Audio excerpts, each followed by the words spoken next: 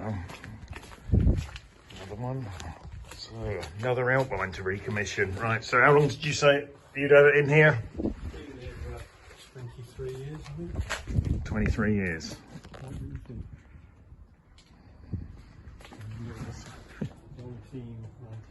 Well, the lady next door reckons it was 1996, but I'm sure it's a bit later than that. Probably 1999, something like that. So late 90s. But it drove in. It took this one journey down from Winchester, yeah. Right, okay. Well, It was firing quite a lot, making a lot of bangs. okay. I think that's because either I didn't time the engine properly, or there's a wrong distributor on the engine. Right, okay, right, well, okay, we'll see. Or X. Or X, yeah, okay, right, well, we'll push it out up the driveway because it's a bit narrow. Right, okay, right, so, yeah, had some body work. Body work and a paint job. Wasn't too clever, but still.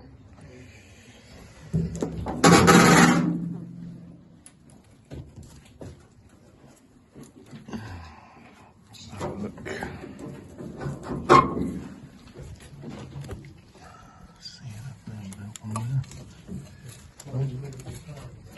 It's alright, and you can see it there. Yep, it turns over. Well, it's got a whole bay rocker cover. It has got the number on there, so it looks like a whole bay head. And we see an engine number.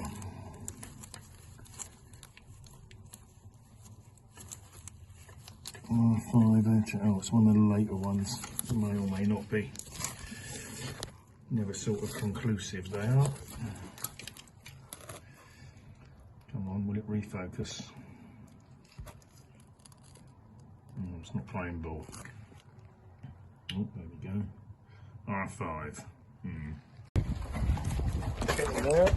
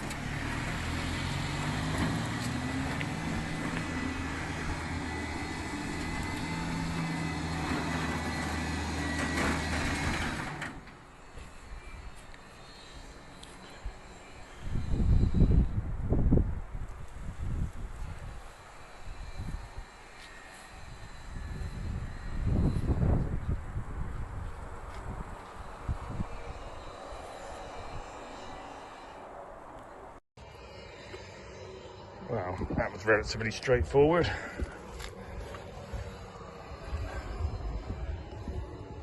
A few cobwebs.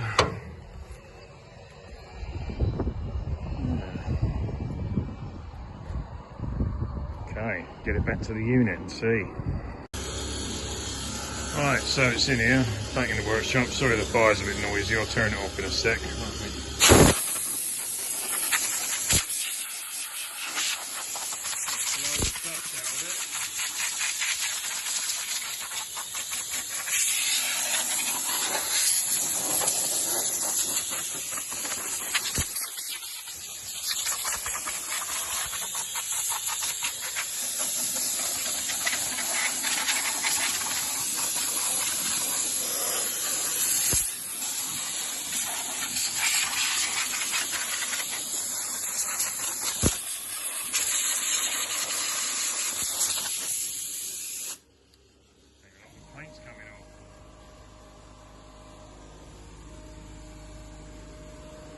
Right, get it up and have a look.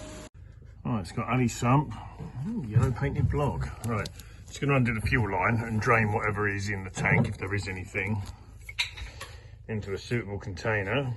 Point it here, right. Right, well, can you see the colour of that?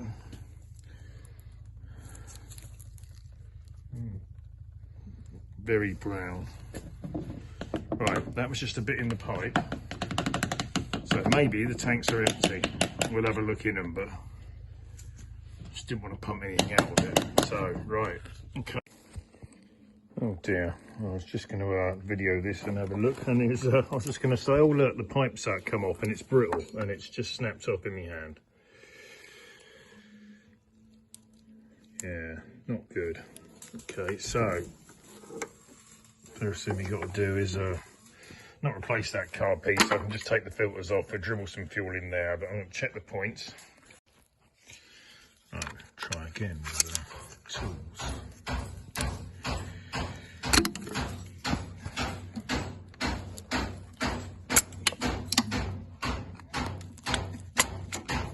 Got one off the other.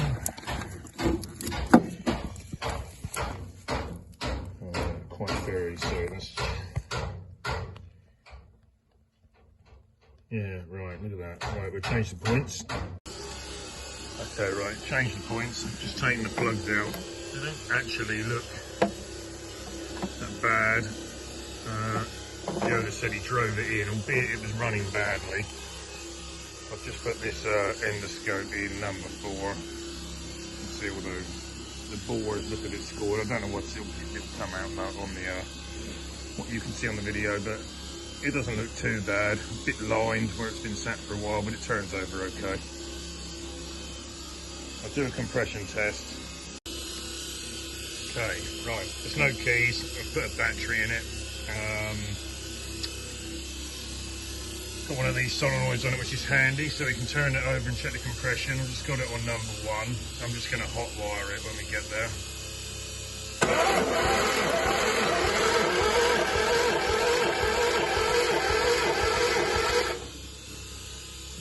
About 105, 110.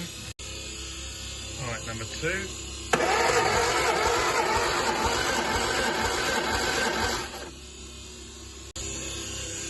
And 3.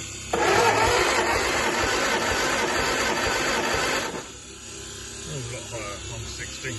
This will be different because it's been sat here doing nothing for a long while. Right, number 4.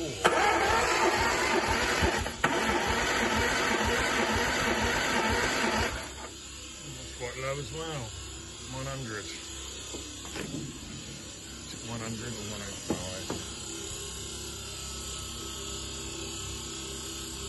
105.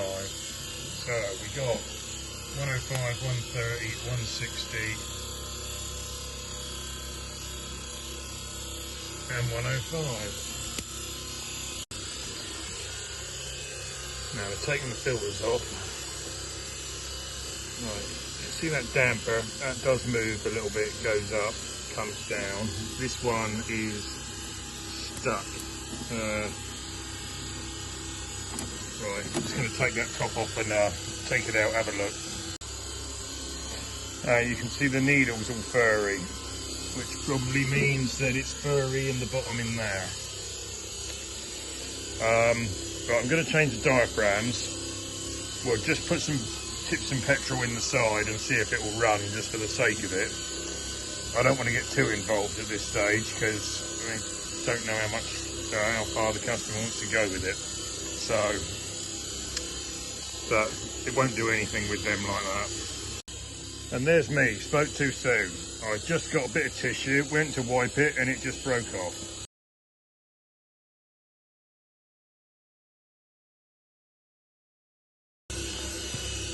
So anyway, I've just got the bits and then just realised because that T-piece is broken anyway. Oh, look, there's the other half of it. It's just come off literally in my hand. I'm going to take the carbs off and just do them over there. Right, take them off the manifold. Got them on here. You see the left-hand diaphragm, although it's a bit not as supple as it could be, that looks all right, but that is still very gummed up. We'll take the bottoms off and have a look. Yeah, see oil's going out on that one. Right, this is the one where the needle broke. You can see that one is off centre. Might be why it wouldn't go up and down. That one is centred-ish. So it could be why that one wasn't going up and down. But it's weak, but still. Swap the bits over. We've got some gaskets and bits. Yeah, see that O-ring's broken off. Yeah, even if you put fuel in them, it would have just, you would have been dribbling straight out the back of both, right onto the exhaust manifold. That O-ring's rock hard. That's full of dirt. Full of dirt in there. Needle valve that is stuck shut. Yeah, so we've got to clean all these bodies. Look, there's corrosion on there, dirt in there. So we'll clean all this off. Little damper on the side. Got to make sure that's free. That is free.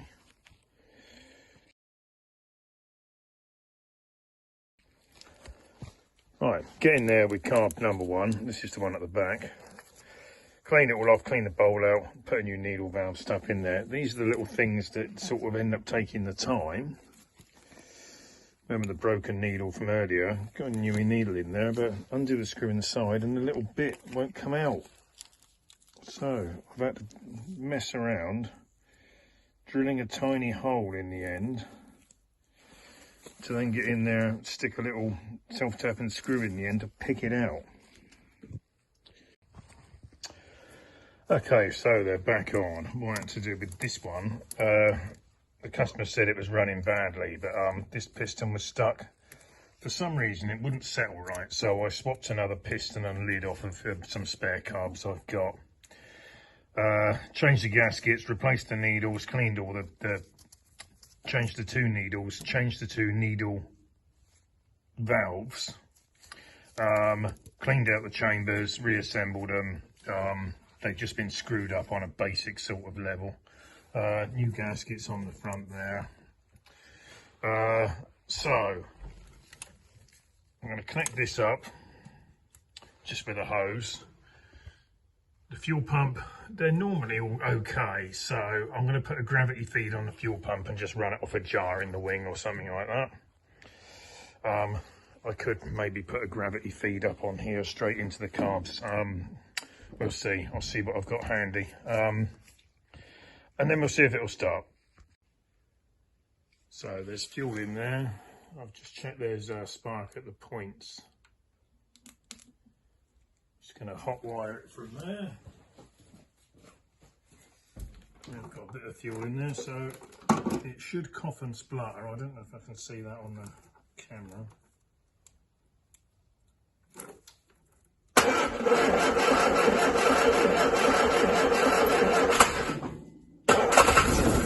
There we go.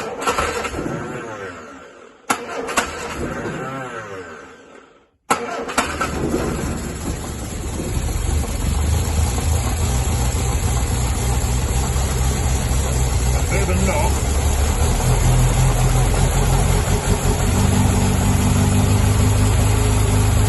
It's gone away. You see it's got oil pressure.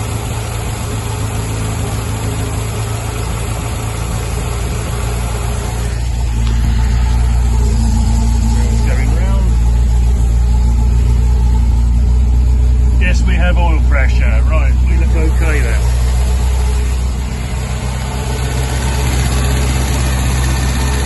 Yeah, not too bad. I did check the oil. The oil is clean.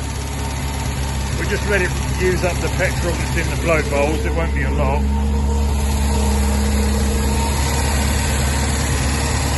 There we go.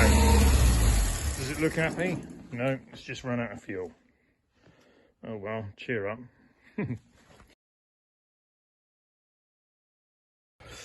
Okay, it's been about 3 or 4 hours since I ran it earlier on, so I'm just going to do a compression test and see how much they're changed.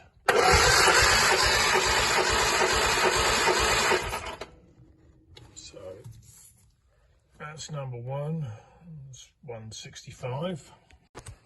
Right, number 2.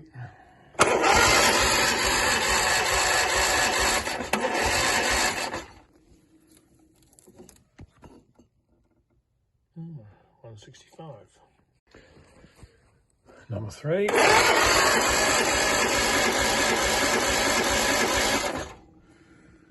160. That's what it was before. Right. Number 4.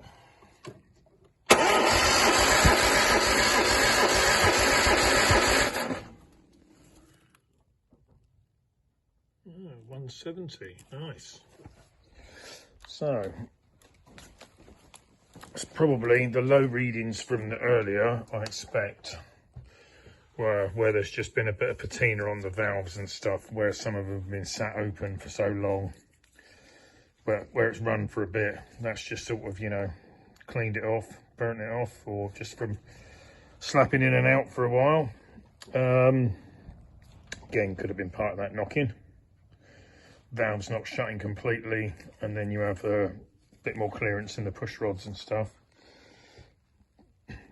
I did, before I started it up, I did crank it over for a bit and made sure it had oil pressure. So there you go. We'll see what the owner wants to do. Thanks for watching. Like, subscribe, etc., as they say. And I'll see you in the next video. Hopefully I might have a chance to do something on that Rolls Royce, if I can, if the weather holds up.